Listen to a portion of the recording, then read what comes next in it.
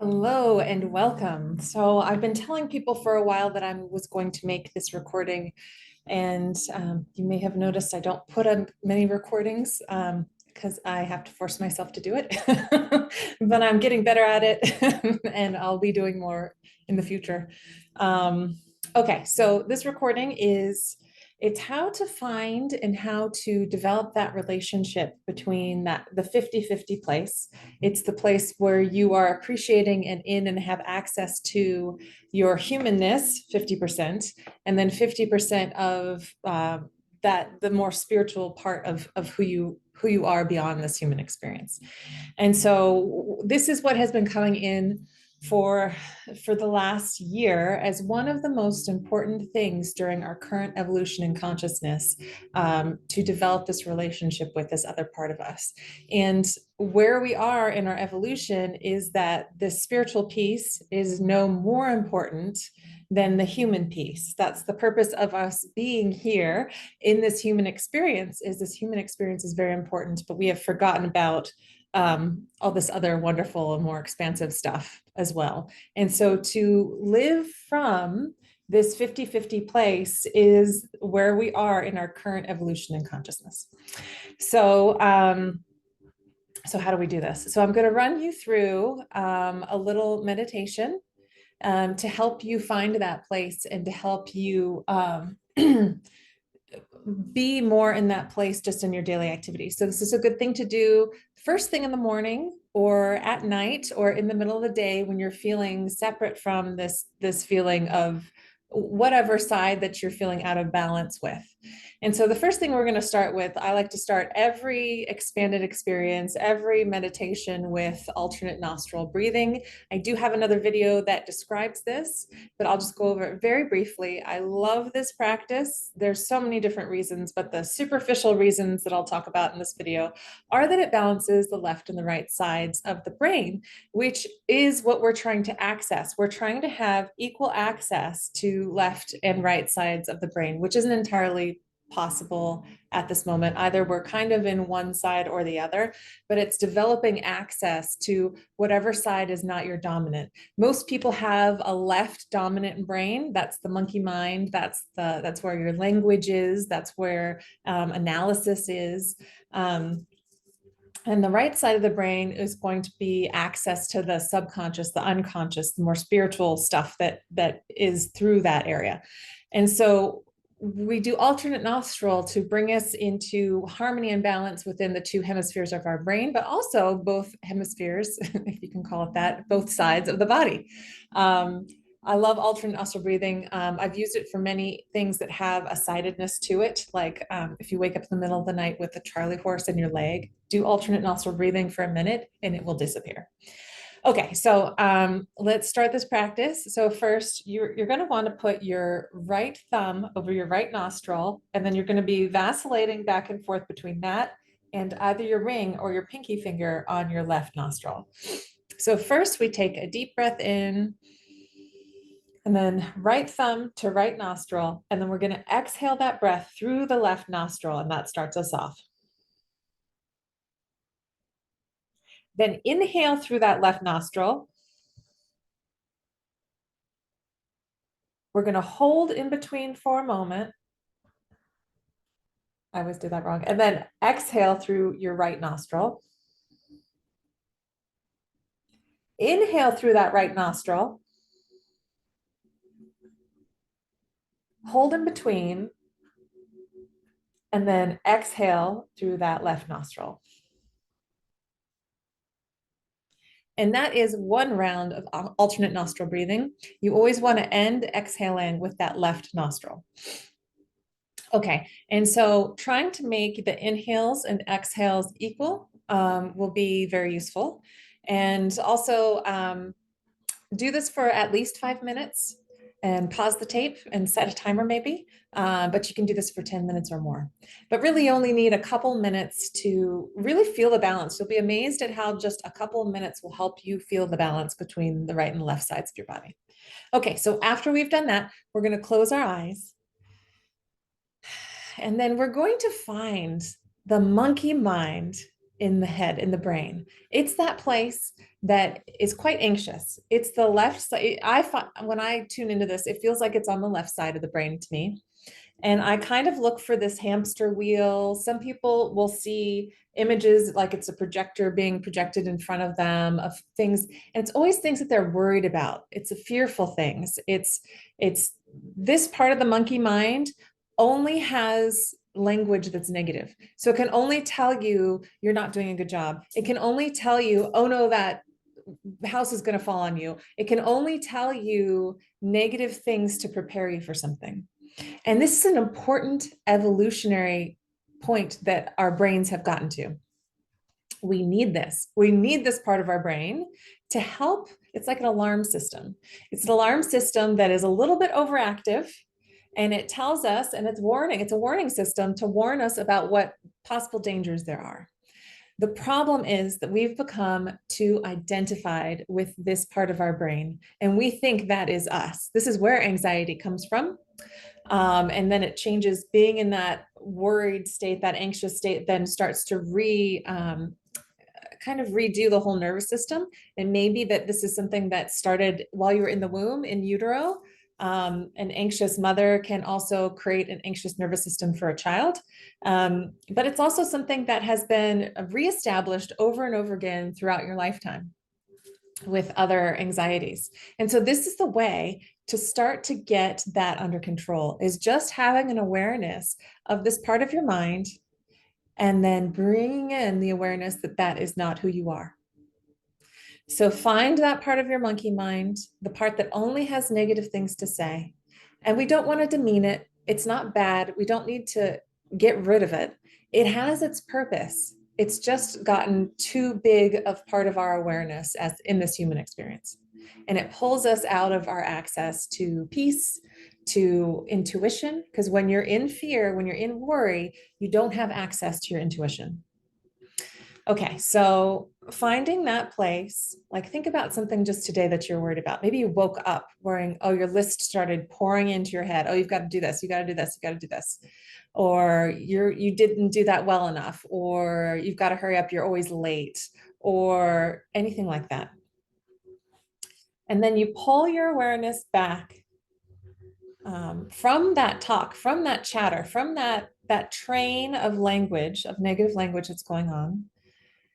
And you think it and you say, thank you. And you realize that is not me.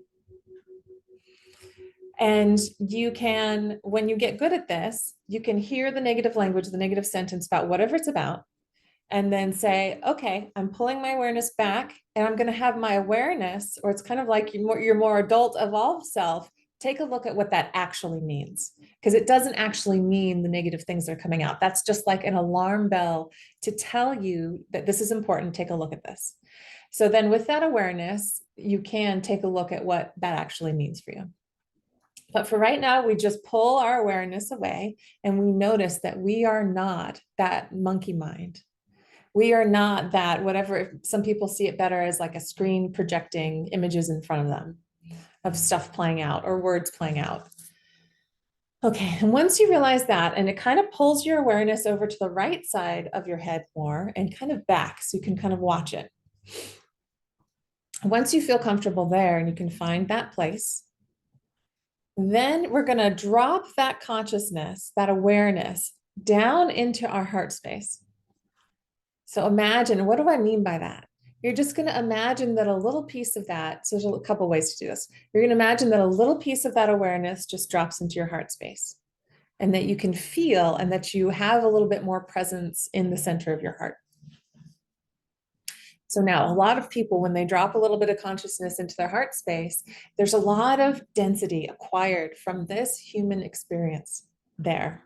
And it minimizes, or it stops full access to the heart space. There's nothing wrong with this. This is part of being human. This is part of our acquisition of our experiences and our learnings and all that kind of stuff. And so imagine that you are walking into like a garage. I like to do this. So there's density there acquired from this human experience, and allow it to be there. part of what gets so overwhelming is when you go into the heart, you're like, oh my God, there's a subconscious part of you that's like, I have to deal with all this stuff that's accumulated there. And just like a garage, it can be neatly packaged in boxes and stacked up to the side, creating a center place for you to move through to more depths of your heart. So we are not denying that it's there. This is the important part, right? We are not denying that any of that density is there. We are accepting that there is some density there, and I can always come back and work on it. I can always come back and open each box and go through each piece of it very meticulously. But right now, that's not what we're doing.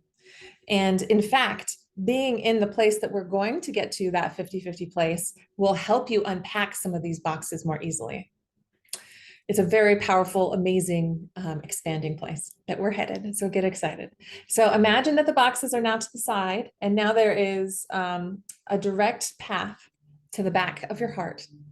And notice in the back of your heart, there is this golden light there. Now, this is your soul light. This is one of the places your soul actually comes in and incarnates your body, into your body. And now this realization of, oh, I see why I can sometimes be, and humans in general can be detached from their soul light, can be detached from the higher places that they're actually still connected to, because this density can cloud it in front of their hearts. And so move towards, and if you don't perceive a golden light there, make it up. Because by making it up, it is actually making it real. And not everybody has access to some of their visualization senses. And so you are just helping to work that visualization sense by just imagining that golden light there. And when you do imagine that golden light there, what does it look like? Is it thick and golden? Is it more diffuse and sparkly? Is it more like a cloud, or is it more substantial? And it could change when you come visit it and connect with this place. It could change from day to day, and it could even change colors a little bit. And if it does change colors, that can be an indication that some other chakra energy is moving up, and there might be some balancing in the chakras that need to happen. Just a little side note. So we're moving towards this light in your heart space. And some people can feel a little scared because it feels like something that's unknown, because it feels like something that is bigger than you. And tell yourself that you are safe. Remind yourself that you're safe, and this is the larger part of you. This is the larger part of you that yearns to connect with you, and that you yearn to connect with it because of the safety, because of the wisdom, because of all the things that are there just waiting for you, that is actually you, that you may have been disconnected from for a long time. So move towards, and if you're feeling a little bit anxious, keep telling yourself that you are safe, and this is just a piece of you. This is your connection to the greater part of yourself. And as you get there, you can put your hand into that golden light and see how it feels. For most people, it feels warm. What I like to do is turn around and back up into that light like there's sunlight on my back. And when you're backed up into this light, feeling the rays of your own soul on your back, feel what it feels like to be in this place. Feel into the peace. Feel into the ease. Feel into the safety that is there, that is so far beyond this human experience. Feel into the wisdom. This is a wonderful place to, if you have any questions about your life, about choices you need to make, this is a great place to ask intuitive questions from and quietly remain open and wait for the answer, because this is your 50-50 place. This is your 50% human, 50% this gorgeous spiritual being of all that you are. So this is that connected place. So every time you come back to this place and connect with your soul in this 50-50 place, you are developing a relationship with all aspects of yourself, and you are creating more connections with all aspects of yourself, which is helping to bring in this sense of peace, this sense of safety, this sense of wisdom throughout every moment of your life. And that's the point of doing this.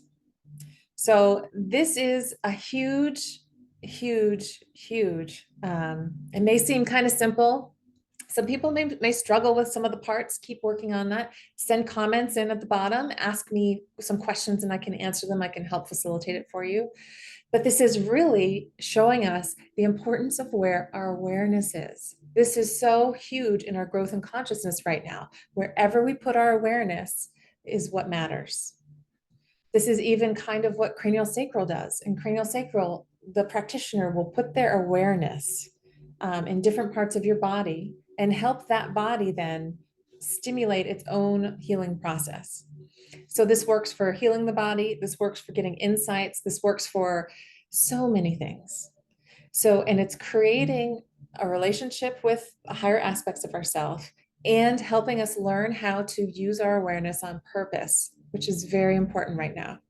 No more autopilot. We have a lot of us, and there's use for autopilot. Like when you're driving on a long journey, autopilot can be good because you don't need to be super present every moment of that journey.